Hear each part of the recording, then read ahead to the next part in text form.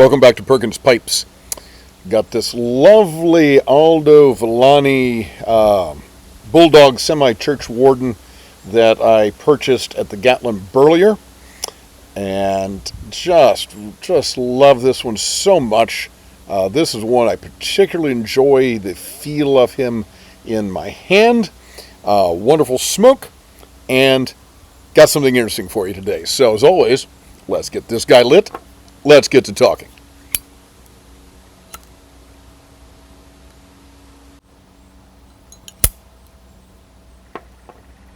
Sometime back, I ran across a tweet on what used to be Twitter, now X.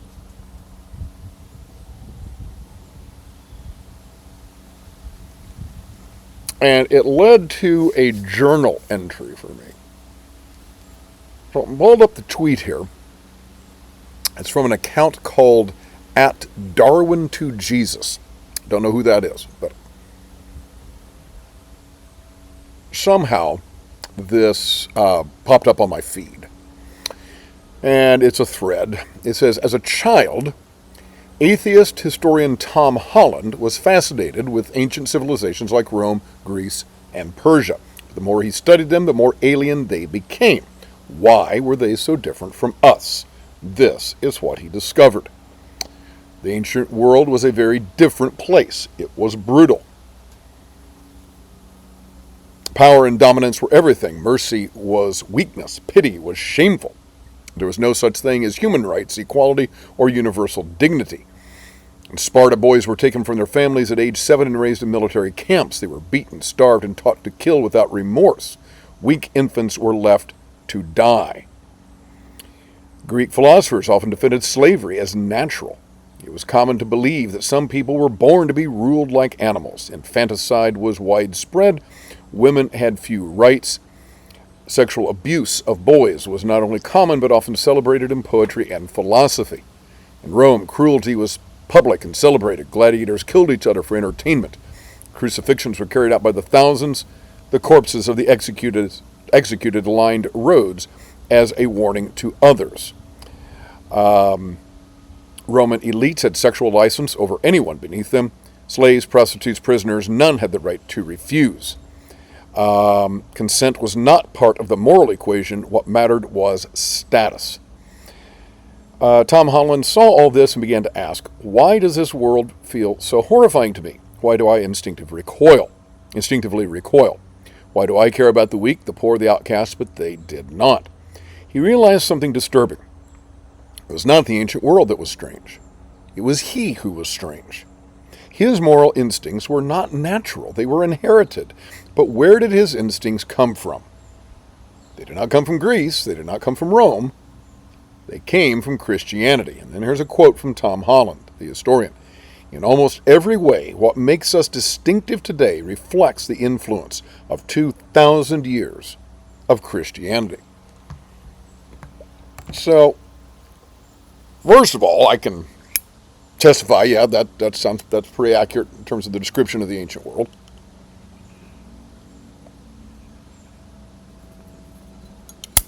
Of course, everyone was not like that. There's much wonderful, many wonderful thoughts and creations from the ancient world. I share many of them on this channel. You think about art and wonderful literature and inspiring philosophy and inspiring architecture and so forth. But he's right. The tweet author is right. It was a brutal place, and it's based on power dynamics. And even non-religious people today who recoil against that and say, "Ooh, that's wrong." Where do they get those ideas? Well, Holland himself said, "Hey, that's coming from 2,000 years of Christianity." Now, I guess that was on my mind. Because a few days later, I had journaled this.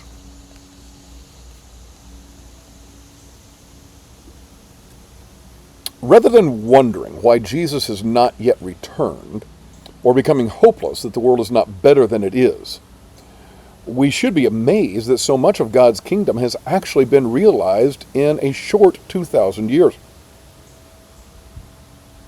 When you consider just how broken and sinful and brutal people can be, and naturally are, it is amazing that there is any peace and love at all. And given how easy it is for me to go off track from the teachings of Jesus every single day,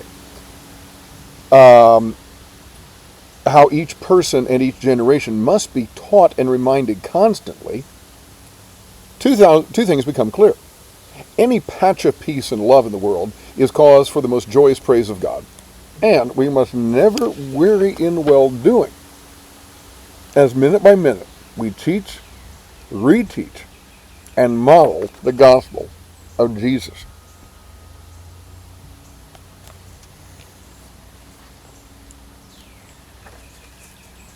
Now, this is going to be a bit of a bold claim, I suppose, but those who would say, well, I don't need religion of any kind, I specifically don't need Christianity to be a good person. And you hear that a lot. You hear the comment, oh, I know so-and-so, she's a really good person, never goes to church. This guy I work with, he's better than a lot of the Christians I know. That line of argument goes off the rails. Here's why. Even those who do not practice any religion or follow any particular faith, have any particular faith, at this point in human history, in, I would say most of the world, certainly many parts of the world, we are living in and on the shared cultural benefit of Christianity.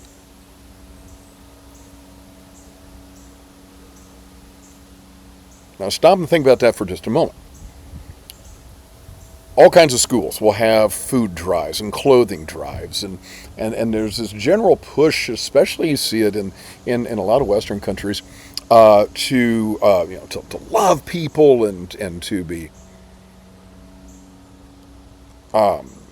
service-oriented, service-minded. As this Twitter thread pointed out, and as Holland came to realize, apparently, that is not natural. Now, it seems natural because we're living in this experience that's been shaped by 2,000 years of Christianity. And human beings trying to live that out.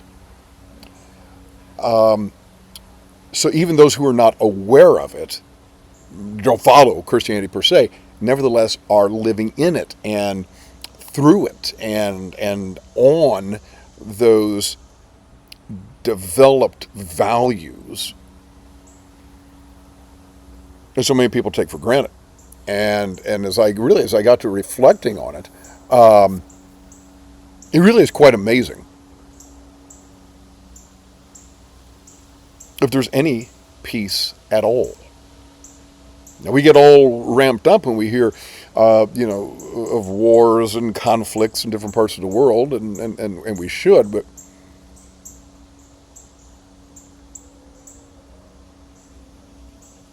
where that's interesting is because we think that that's abnormal. That is actually the norm. If you look at human history, across time, that's the norm. Brutality. I want something that you've got. I'm going to take it. My people and I want something that your people have. We're going to invade you, and we're going to take it by force. And whether lived out at an individual level, person against person, or tribe, or city-state, or nation against other group, that's kind of the way of the world. So, a couple thoughts about that. One, it's going to sound a little strange. Almost take a little bit of encouragement from this, okay? When we confront and encounter crime or a rising crime rate in a particular area, or war or famine, these sorts of things, we've got to remember that any flourishing of human life and creativity, and whether it's in healthcare or again, creativity or financially, educationally, anything that's good like that, praise God for it, because it's rare. It's not the natural thing. It really isn't. So be glad for what we've got. I guess that's what I want to say. Be glad that if your town, your area where you live is filled with basically happy people and people going about their business, things are going pretty well, be grateful for that, because that's just not how history has gone for most of the world. But then the second thing is, I know how easy it is for me to get off track. Right? I'm a guy who claims to follow Jesus, and I get off track. I get angry, I get upset, I get worried, frustrated. I yield to my baser instincts and baser emotions, and that comes out. So I have to constantly go back and be reminded. And we have to go back and remind and teach each other. Now, yeah, I'm kind of keyed into this because I'm a teacher.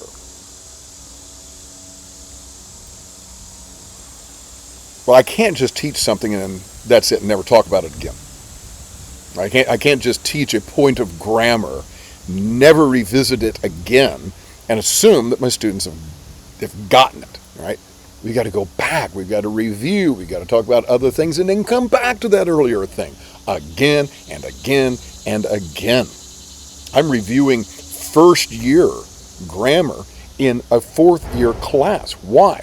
Well, the fourth year kids, by the time they've built their knowledge, they've gone along. But sometimes we have to go back and revisit that and make sure the foundation is solid. And I think it's easy, especially for teachers, and I would argue, I think for pastors and youth leaders to say, we've been over that, we've covered the basics, let's move on to something else. Well, first of all, there's always going to be people coming along who haven't heard it at all, and all of us need to be reminded of it. I have to be reminded of the love of God. I have to be reminded of the grace of Jesus over and over and over again. Because the world in which I live in, and by the way, this is a pretty world. I'm sitting in central Indiana, and I got to tell you, the day I'm recording this, it is just glorious. And you hear the breeze in the background, and it's a wonderful temperature. This is a fallen world. It's a broken world. And I'm going to forget. I'm going to forget the truth. So I need to be reminded of that over and over and over again. And I need people to remind me. And I need to remind them. This is why we share the stories of the faith that we do. Just like a family shares the wonderful stories of the past. Every time you get together at a family gathering, remember when we did this, remember when we did that. We need to do those things. So, I want to ask a question of you. Does this change your perspective at all? When you have a tendency to get down on the world and say, oh man, everything is just, is just falling apart and it's just so terrible. To realize that any peace and happiness is a gift from God. And it is not natural. And that we should be grateful for whatever we have. Does that change your perspective a little bit? I'm just curious as to what you think about that. What do you think about Tom Holland? And again, I'm just reading what somebody else wrote. I happen to agree with it. But what do you think of Tom Holland's notion that the reason why most modern people recoil from brutality and abuse and these sorts of things is because of 2,000 years of Christianity. What do you think about that? Do you disagree with that? Do you disagree with that thesis? Want to push back on that a little bit? Or do you agree with it? Love to hear what you have to say. Wow, that breeze is kicking up, and I am going to continue enjoying this Aldo Velani. Folks, as Malcolm Guite likes to say, I do these little things in order at last to do nothing. Oh, as I like to say in Latin, Parva agam ut tandem, nihil agam. Have a wonderful day.